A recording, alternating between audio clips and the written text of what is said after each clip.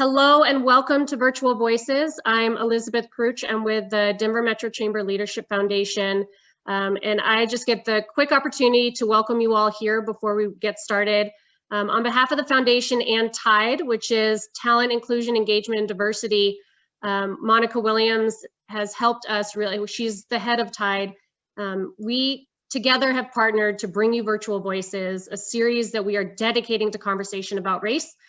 We know that our audiences and our communities want to talk about this and need to talk about this. So we have a series. This is session number 2.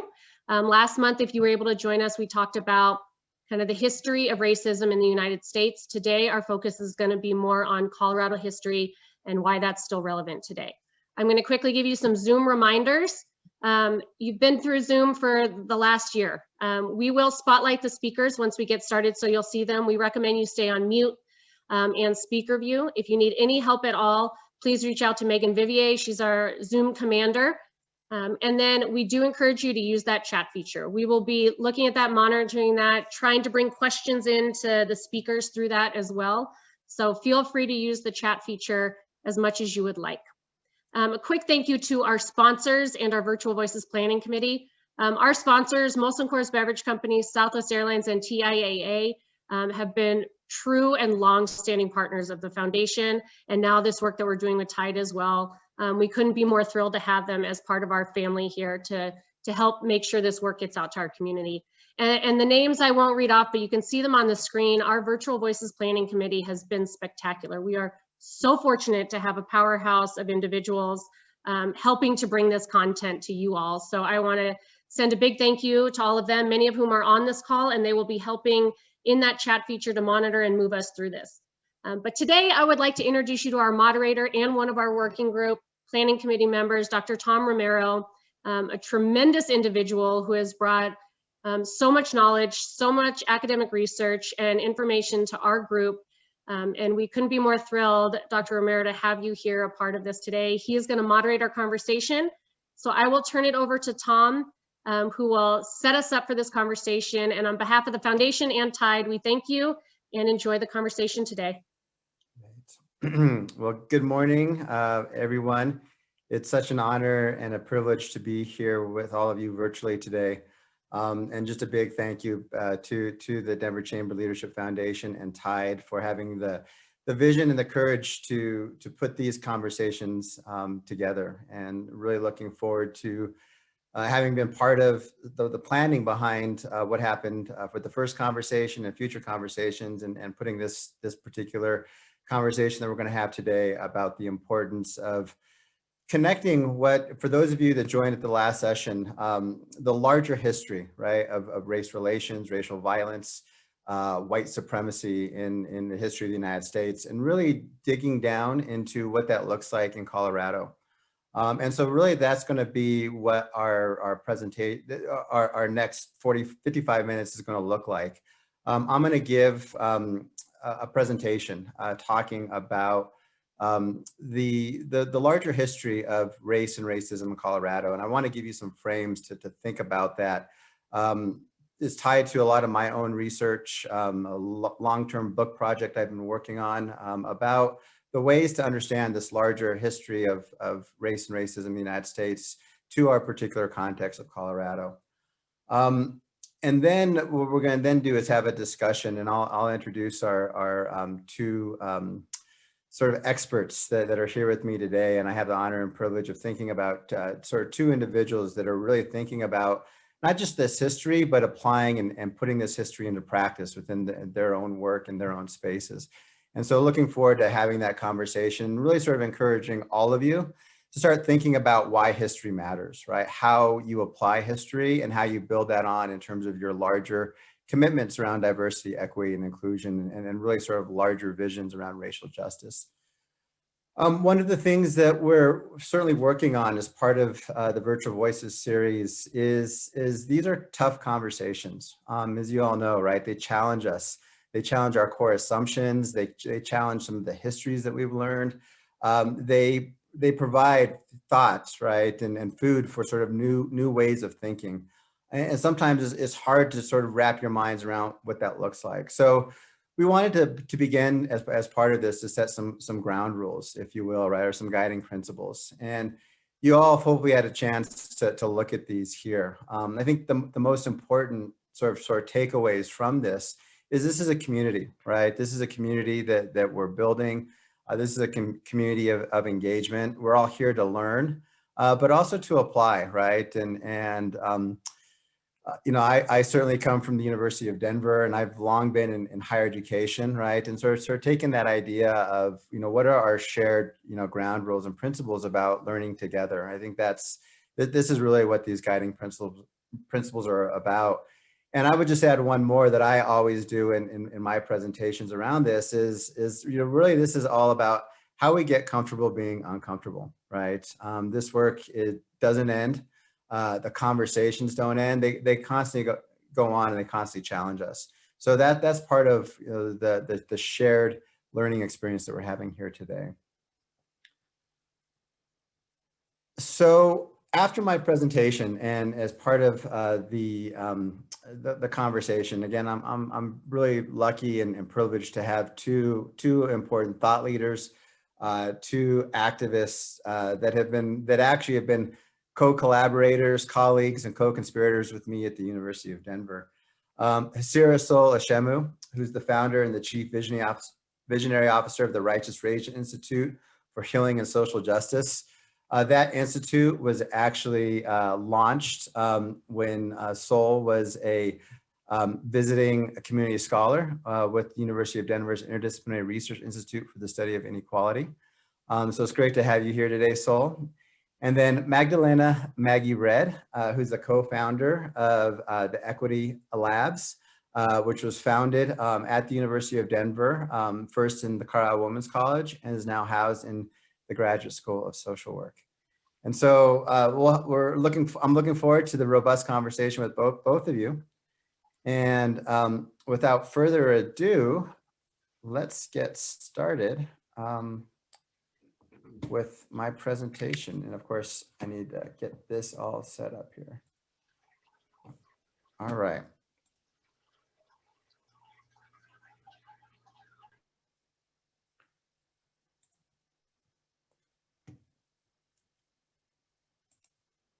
So what I want to do with all of you today is give you a framing or a reframing, if you will, about how we understand and begin to sort of think about our own relationship here in Denver, here in Colorado, with race, racism, and white supremacy. And where I want to start us out at is within an image that many of you are all familiar with, right? This is, if those of you that are driving in an I-70 or driving in an I-25, this is the sign that meets you when you enter the state of Colorado.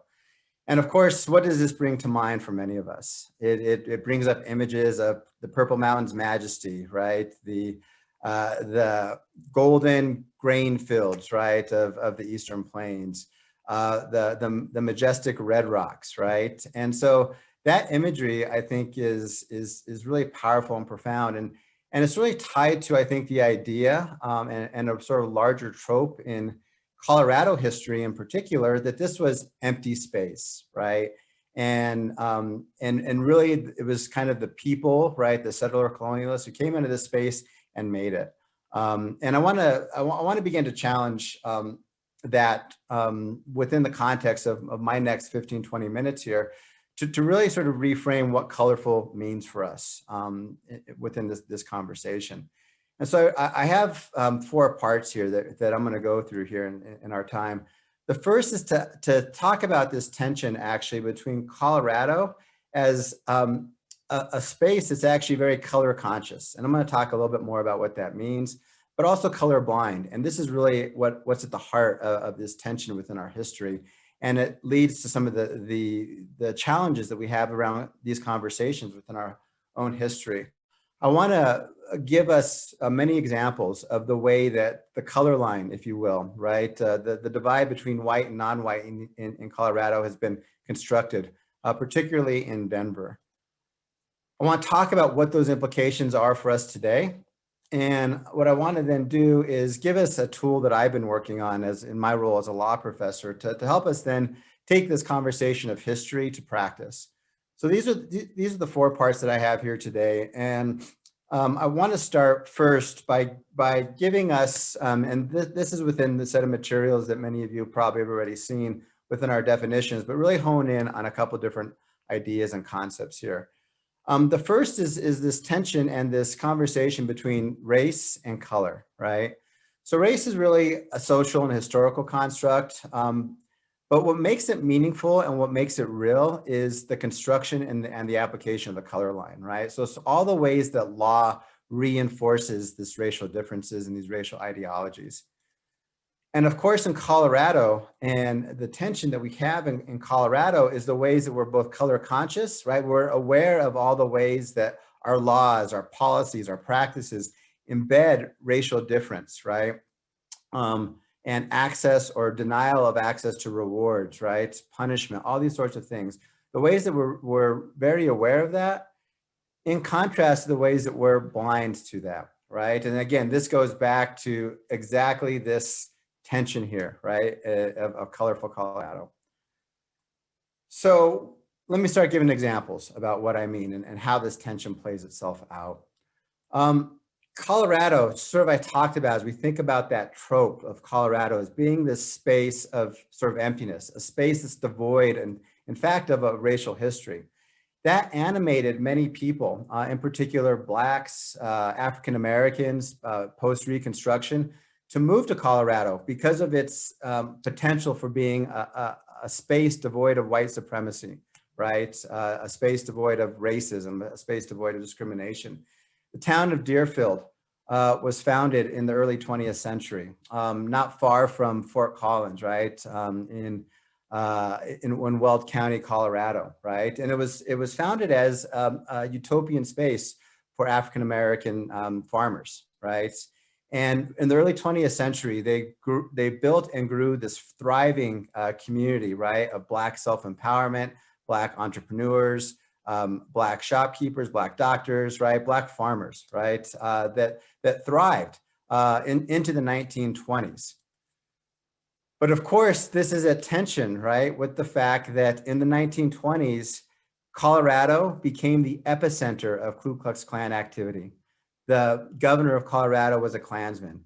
One of the U.S. senators to the federal government, right, the United States Senate, was a Klansman. The mayor of Denver was a Klansman. The police chief of Denver was a Klansman, right? So the Klan, Denver, Colorado, was the epicenter of racism, of white supremacy, of xenophobia, right? So just embodied within these 2 pieces, the history of Colorado has this tension, right, between color blindness, color consciousness, right? Sort of fast forward to more recent history. In the 1980s, Denver elected the first Mexican-American or Chicano mayor of a city of its size in the United States, right? The election, this mayor was built upon a multiracial coalition. It told us to imagine a great city, right? And it was really spearheaded by this guy by the name of Federico Peña, right? And so this gave us the promise, right, of a colorblind, certainly Denver, colorblind Colorado. Of course, more recently, right, we know that promise, right, is not true, right? We don't live in this post-racial or colorblind space, but in fact, these color lines and white supremacy are embedded very much in the contemporary experience of what it means to live in places like Denver, right, and certainly in Colorado. So what are some of the longer term sort of connections to this? One of the things I want us all to think about is the way that Colorado and our space of Colorado was a space that was defined as a space of conquest. Patricia Nelson Limerick, who many of you know from the University of Colorado at the Center of the American West, has talked about the American West as a space of conquest, right? And in particular, a space that is defined by racialized wars, right? From the War of the United States to acquire 1/3 of the landmass of Mexico, right? Which included over 500,000 Mexicans who became Mexican-American citizens, to the Civil War, right? The racialized wars against Native American and indigenous peoples, right? And so Colorado is really a state that has been forged with the very clear color consciousness in mind, right?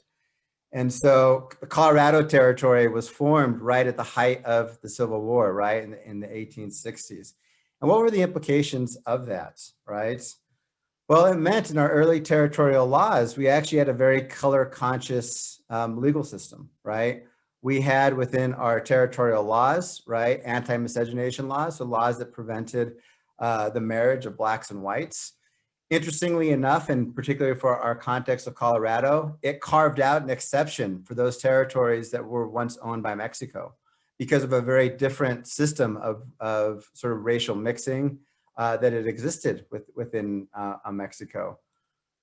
We had segregated schools, right? So this was not a phenomenon that was connected, right, to the American South, right? We had segregated schools and we had laws that mandated segregated schools early in our territorial history.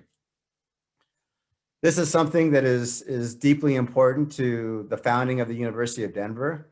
John Shivington, who was on the board of trustees of the University of Denver at its founding, was the US Cavalry General, right, that led the massacre of Arapaho and Cheyenne elders, children, and women who were flying under a flag of peace, right, on the banks of the Sand Creek in 1864.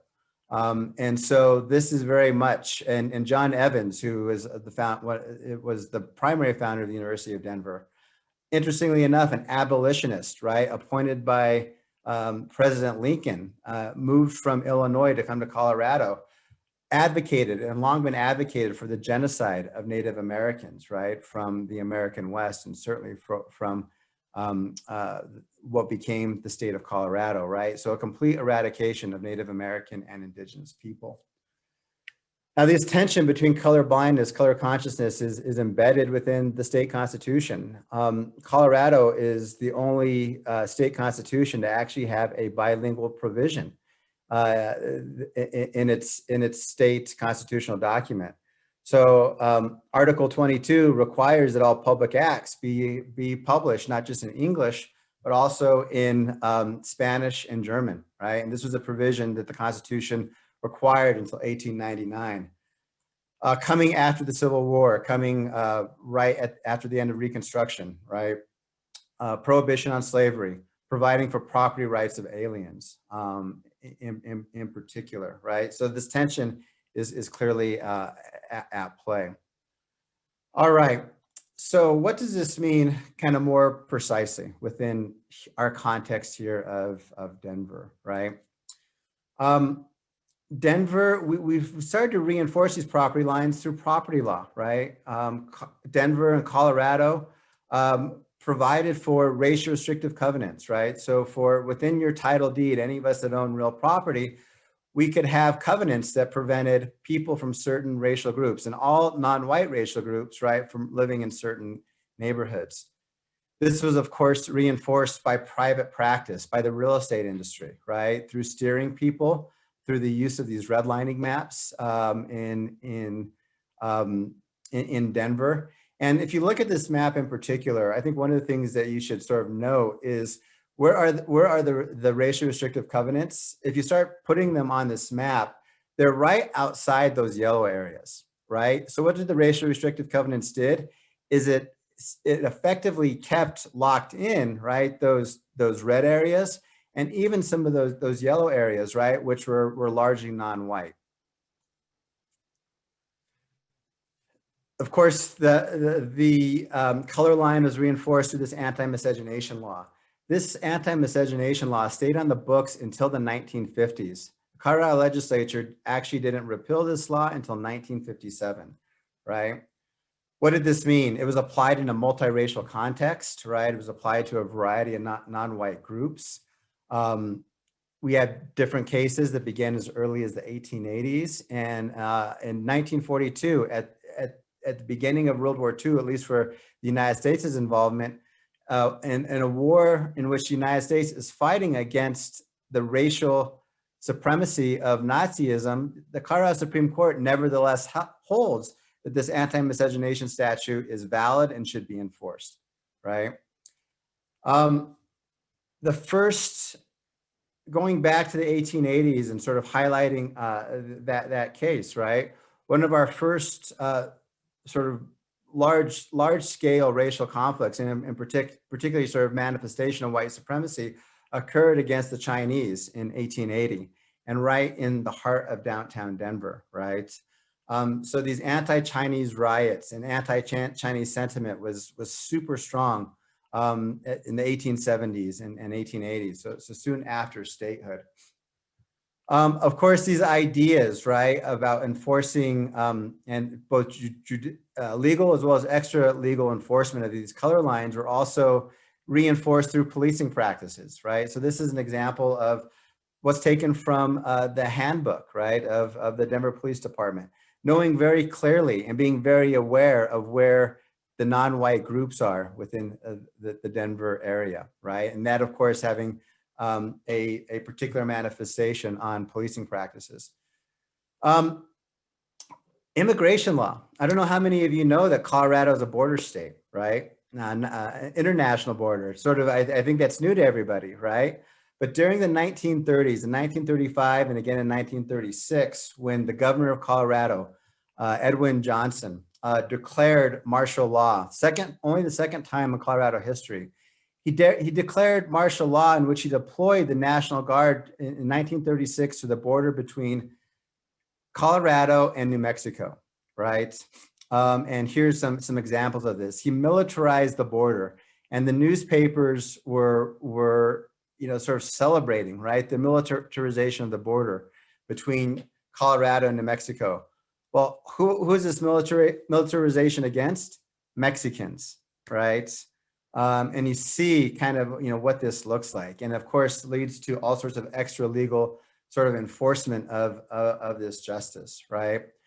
So a real sort of, and I think one of the interesting things about this is that it really weren't Mexican citizens that this was being enforced against, it was Mexican Americans, right? So going back to 1848, who were the people that were coming into the state of Colorado in particular to work in the sugar beet fields at this time?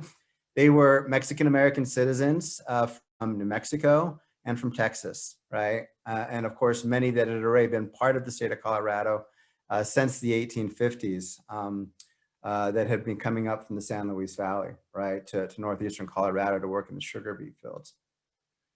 Other ways, right, the color line is enforced through the laws of war, right? Colorado had one of the intermountain internment camps, right, to house, right, Japanese American internees who were relocated as a result of racism, right, from their homes in the West Coast. And here you see some examples, right, of what the conditions look like. One of the things that you don't see on this, but sort of to give a sense of a couple of things I want to share very quickly within this story, is that not far away from this Amache internment camp was also a German and Italian prisoner of war camp. And Japanese American internees and German and Italian prisoners of war were actually leased out or sort of contracted out by the federal government to work in Colorado's agricultural fields because of the labor shortage that happened as a result of the war. So what you end up finding happening in these agricultural fields are Japanese American internees, German and Italian prisoners of war, and also many Mexican Americans that are working side by side with one another. And just want to highlight something that also happened here in Denver in particular. The first and only treason trial to involve Japanese Americans occurred in the federal district courts here in Colorado and involved these three sisters. Now, why did it involve these three sisters? Because one of them struck up a romance with a German prisoner of war and in fact helped two of them escape, right? And this is a whole screenplay waiting to happen, but ultimately what happens is there's an escape, they're captured, the sisters are brought up on treason trial or conspiracy to commit treason. And one of the things that comes out in the trial is that these German prisoners of war were actually anti-Nazi. They had been treated pretty poorly by the Nazi prisoners of war, and they were trying to escape from that and to go back and fight with the resistance. But during the trial, what comes up is a whole bunch of attitudes and sort of assumptions about the women and their racial fitness, the women and their gender fitness. And so that trial really highlights, I think, in a fascinating sort of way, this colorblind and color conscious tension. One other way in which this history has manifested itself is within the realm of education law, and in particular, the fact that the Denver public school system ended up maintaining a practice of segregated schools. But one of the things that made that segregated system different than what you might know of in like Brown v. Board of Education or in the South was this was done in a much more subtle, right, and sort of problematic, I guess, in sort of unforeseen way, right? And really what happened, and ultimately in a case that ultimately made its way to the United States Supreme Court, the first non-Southern school desegregation case to make its way to the Supreme Court was an ability to see that through the attendance policies and practices of the Denver Public School Board, as the Denver Public School Board began to look at school attendance for every year, what they would do is they would manipulate the attendance boundaries every single year, right? To maximize basically to maximize segregated schools, right? All in relation to where those schools were and where there were concentrations of people of color. And so I unfortunately don't have the GIS skills to demonstrate this, but this is basically what happened in the trial, an overlay of all of these maps, right? And you start looking at it, right? Where are the concentration of African Americans, and where are the concentrations of Mexican Americans, and where are the concentrations of Japanese Americans and indigenous people? And now you start overlaying the map of the school attendance boundaries. And then you start overlaying the maps of sort of substandard housing and substandard services like running water and sewage, right? And of course, what does that create? A segregated Denver, right? A highly segregated Denver, segregated schools, segregated housing patterns, of course, reinforced through the property law. Supreme Court finds that Denver schools are segregated. It leads to a movement to integrate the schools. There's backlash against it, right? And of course, Denver becomes an epicenter, right, of this resistance to integration. School buses are bombed. The lawyers, the parents, the children, right, are threatened in ways no different than, of course, what happens in other parts of the country. All right. Two more parts, but I promise to go through these really quickly, and then we can get into our conversation. So what does this history mean for us today, right? One of the things that I argue is that this history of the color line between white and non-white, and particularly when we start thinking about the complexity of what non-whiteness means, right? So it's not just a black-white color divide, it's a white Latinx color divide, it's a white indigenous color divide, it's a white Asian Pacific Islander color divide, right? What we've seen in this larger history, right? Where does the violence happen? Who is it enforced against? Is what's happening in our contemporary United States, right? And of course, this is continuing to be amplified and animated as in Colorado itself as we become more racially diverse, right? I think this slide's a bit outdated, but I think it really highlights the fact that even though we're becoming more diverse, we are continually a highly segregated city, right?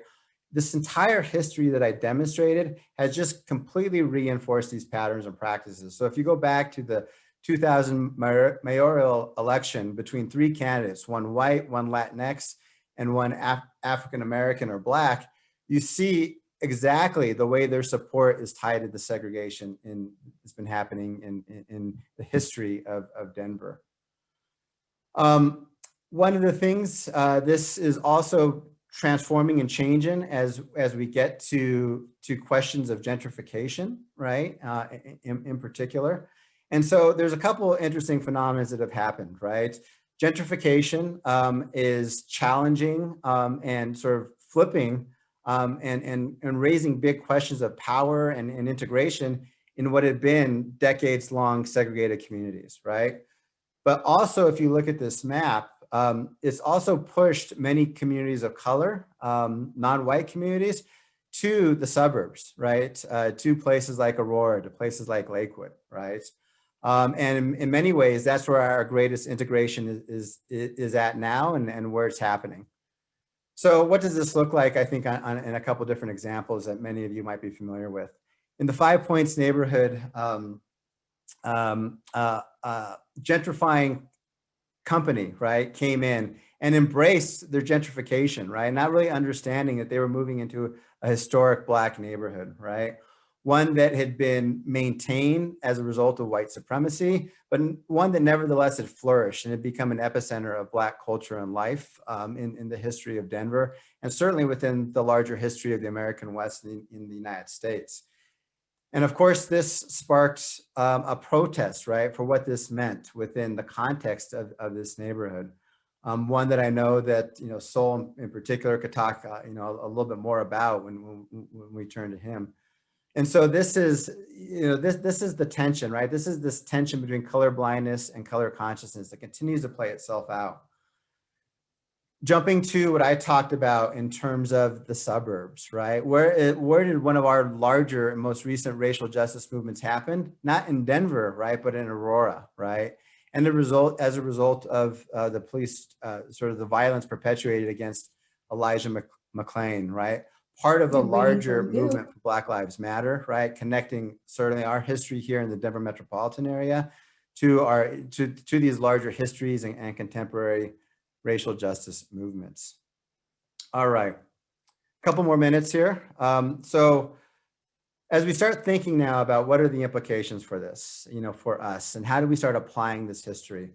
One of the things that I've been working on, and I would certainly encourage those of you that work with government, but I think it's those of you that think about this in your own spaces of whether it's corporate America, nonprofit world, is how can we become color conscious, right? How can we become color conscious? So I've been working with local government, state government, to start pushing this idea of racial impact statements.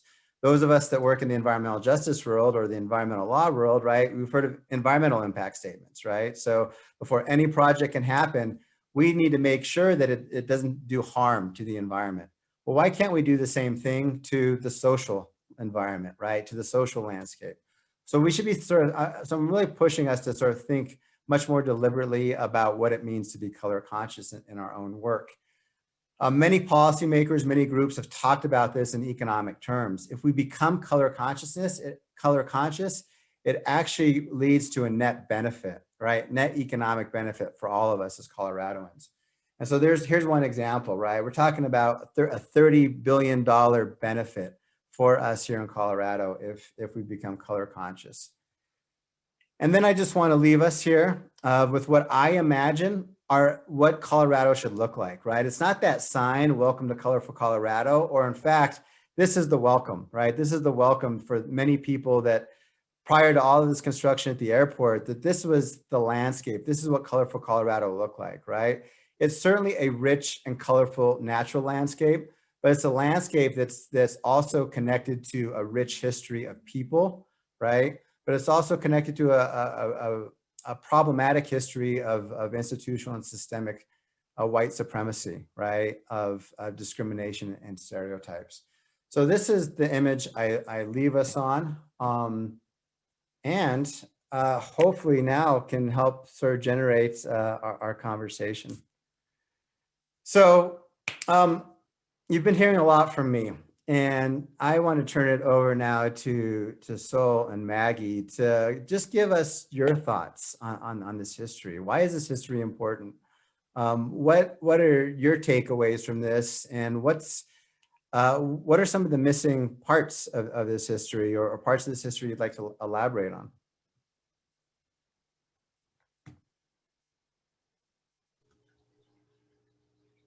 Maggie, please. Thanks, Sol.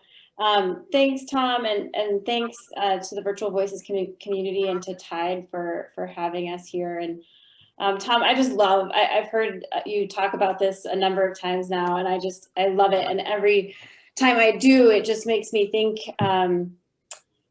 it just makes me think, and it makes me think about the work that I do. And the work that I do has a lot to do with organizations and organizational change.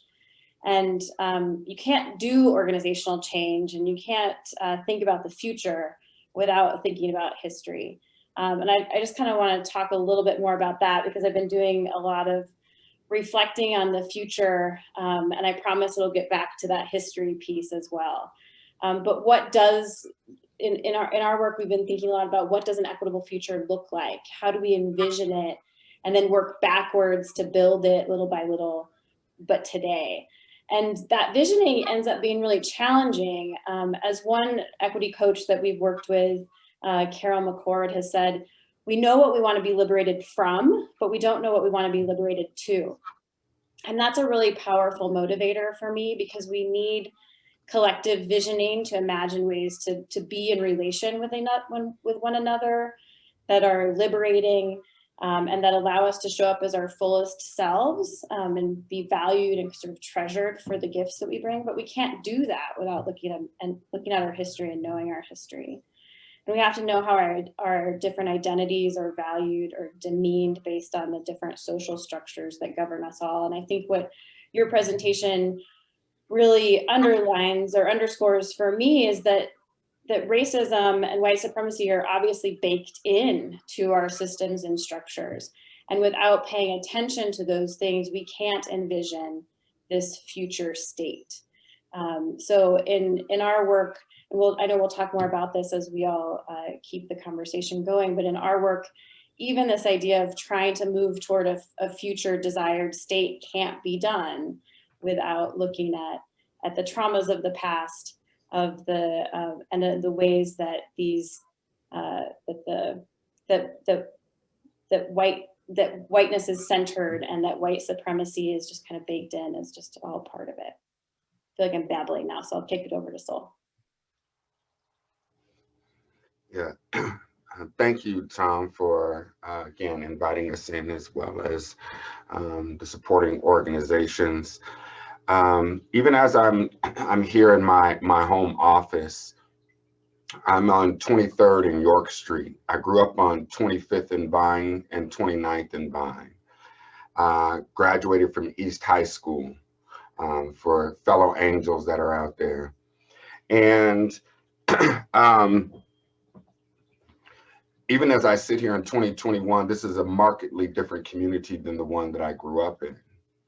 And so while I really, really appreciate the history is extremely important, it's relevant to me only in the sense that it highlights the inequities that exist to you, even as we're speaking now.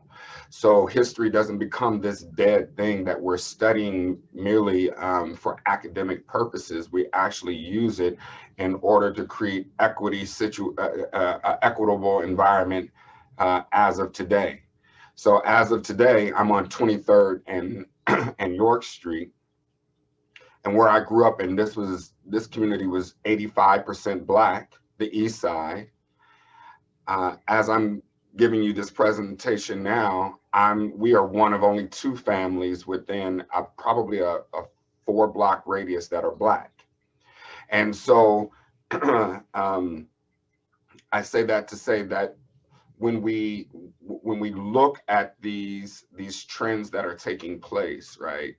And the reason why I'm careful when we put things and we really dig deep into history is because I don't want us to be left here thinking that, oh, that happened then, but since Obama got elected and since Beyonce dropped Lemonade, like everything is cool, right? Like, no, that's the work is still it's still crucial right in this moment. Lives are being lost right in this moment. People are being ostracized and outed and treated in all types of humane ways, even as we speak right now. So one of my favorite quotes comes from Malcolm X, which says that of all the studies, history serves best to reward us for engaging in it. And so I support that statement, and I would implore those of us who are on this call right now to actively be personally engaged in anti-racist work themselves as individuals. Understanding that a fish is only as clean as the water in which it swims, and American society as a whole is one of the most racist societies on the planet. If not the most racist society on the planet. And with that being stated very clearly, racism is not held up. Racism is not some monster on a hilltop. Racism and white supremacy lives within inside of individuals, and individuals make up institutions. So we don't blame institutions in and of themselves, because institutions are run by individuals. And so at the Righteous Rage Institute, we engage in anti-racist work for individuals, as well as organizations, business organizations. We have clients that range anywhere from 700 members to our largest client that has 170,000 nurses all around this country who are now engaged in anti-racist implicit bias work. And so I would just encourage you to be involved inside of that work.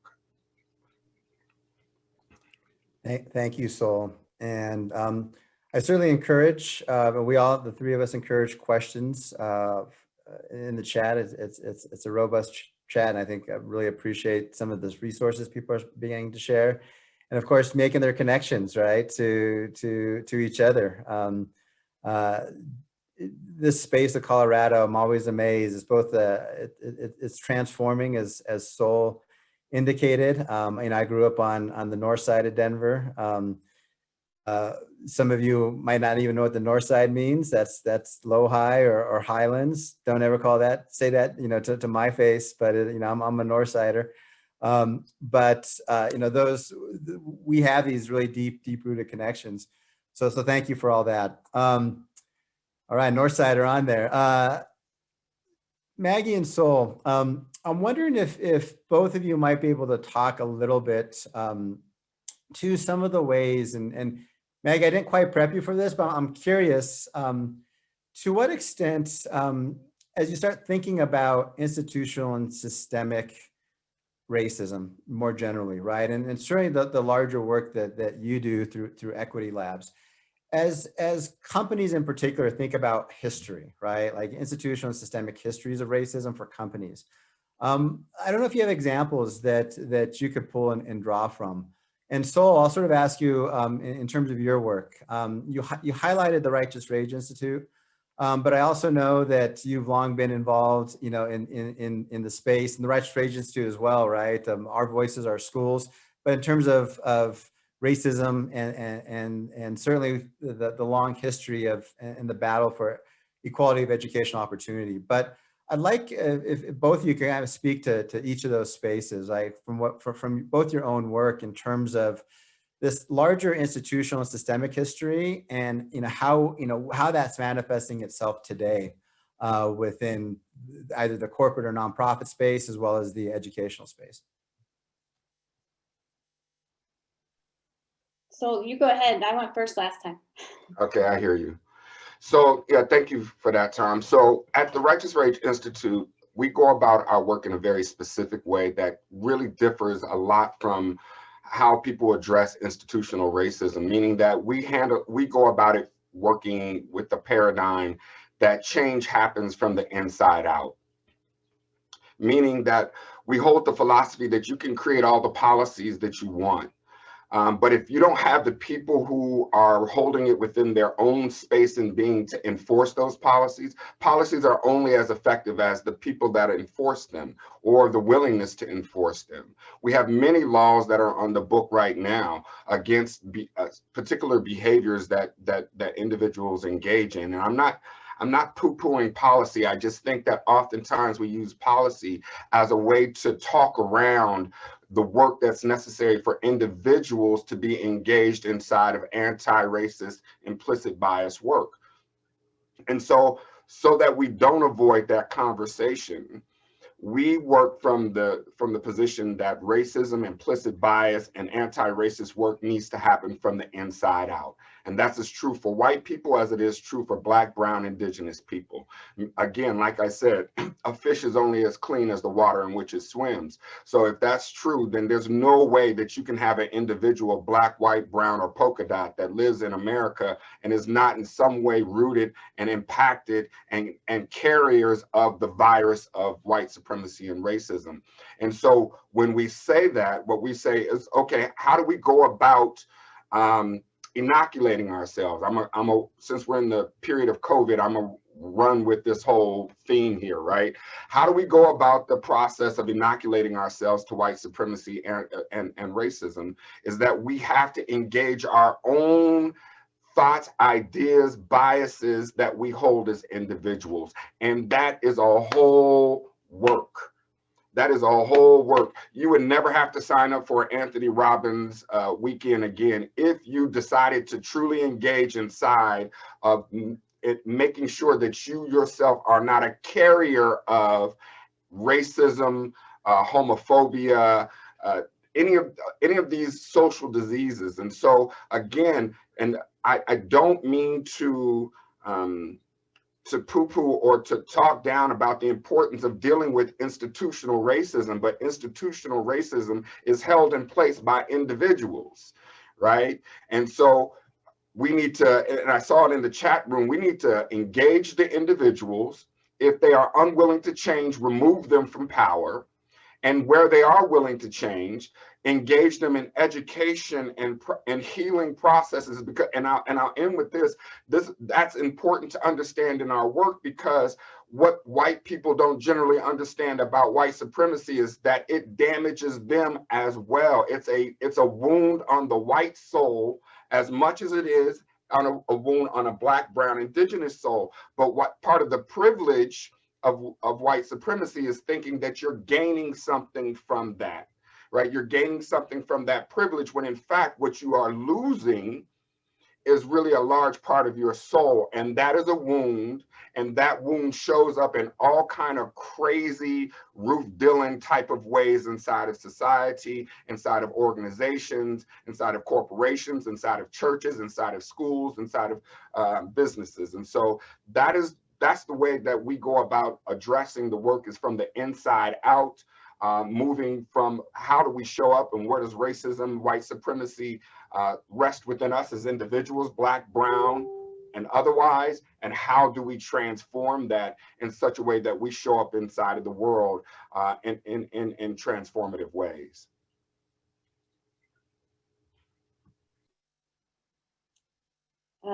That's just beautiful. Education and healing is where it is critical in this work. Tom, to your question about some examples of organizations and how their history is showing up in some of their efforts, in our case, to do diversity, equity, and inclusion work within their organizations, make their organizations more equitable. One example I'll just share about broken systems is I recently had to sign a contract or review a contract and then sign it. It was required by one of our clients that referred to illegal aliens in their contract. And that was a moment where I was like, you all want to do DEI work, but you all need to look at how you're presenting yourselves, how you're presenting other people, representing other people, how you're talking about people in your organization and in the work that you do.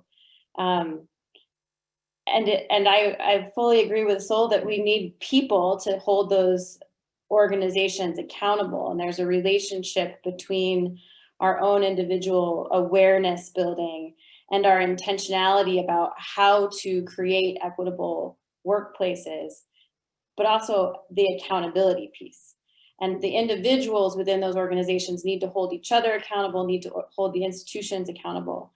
And something that I saw come up in the chat a little bit ago and that has been mentioned is about Obama being elected, and now this is something that Sol mentioned, and now maybe everything is going to be okay.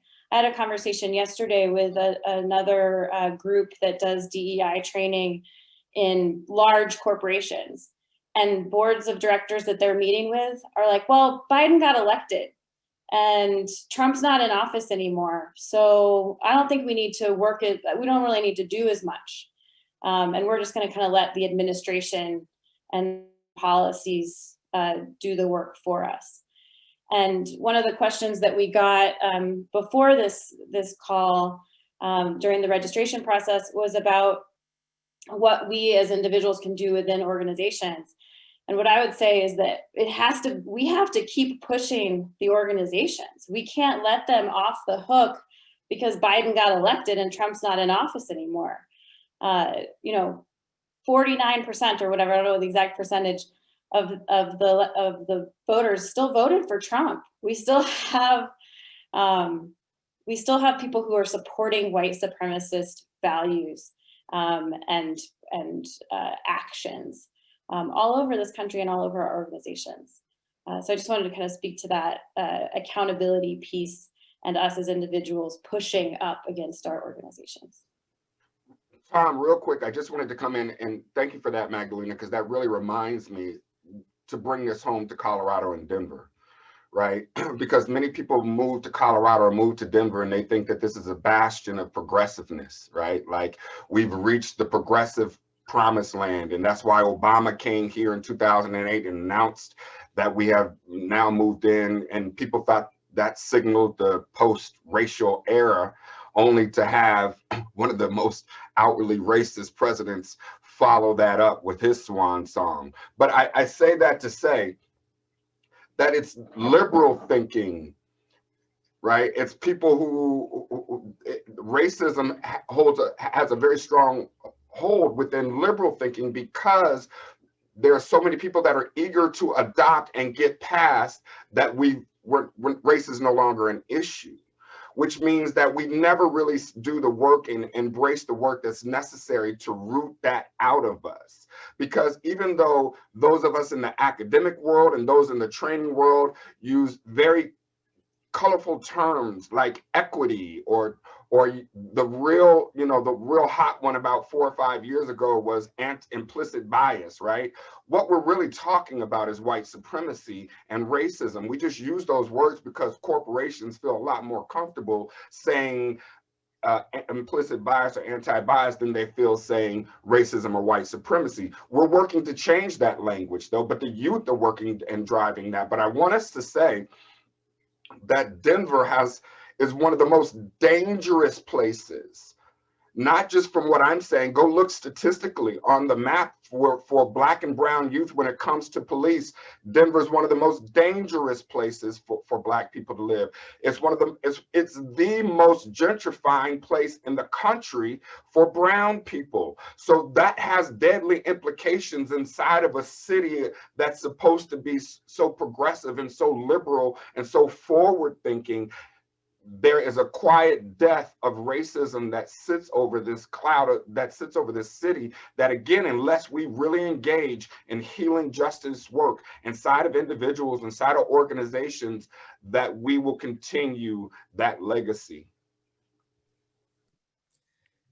Thank you, Sol, and thank you, Maggie. I think one of what's certainly striking to me, and again, sort of thinking through the scaffolding of the conversations. I don't know how many of you were here last week, right? And will be part of the Virtual Voices, but these are rich conversations that we can't even begin to dig deep, right? Into many of these issues, right? And so much more conversation to come. Much more deeper dives to come, and certainly not just with Virtual Voices, but I hope with one another. I've received a few sort of questions that I'm thinking about, and certainly want to put on your radar screen, given the nature of this conversation. And one is a question of, given this history, some of what you've learned about, what do we think about reparations, right? As one particular response. That could be a potential future virtual voices, we shall see, but certainly thinking about resources and access to resources, right? But also a color conscious acknowledgement. I want to highlight the work that both Maggie and Sol do, right? And this is something we're struggling with. What does equity mean? In my spaces, people are talking about equity all the time, and I actually don't think that they know what it means. And it's becoming a checkbox. And they're talking about equity as parity or equality, and that's not what equity is about. Abolitionism, the work that Sol's been doing, right? What does that look like? It's a very particular stance, speaking to much of what Sol is doing. So I leave that out there, and we're coming up on time, and I'm going to turn this back to Elizabeth, but just really want to thank Maggie and Sol for your wisdom, for your work. You all can find out more and engage more with the work that they're doing as part of the Leadership Foundation's Virtual Voices series and their collection of materials. So hopefully there will be an opportunity again for kind of these deeper dives. So Maggie and Sol, thank you very much, and I'll turn it back over to Elizabeth. Thank you, Tom. I want to echo all the hands that are clapping. I see you. Tom, Maggie, and Sol, tremendous amount of information you just gave us. I think we're all still, as one person put in the chat feature, we're going to be replaying this and pausing at many opportunities to absorb the information that most of us didn't learn in school.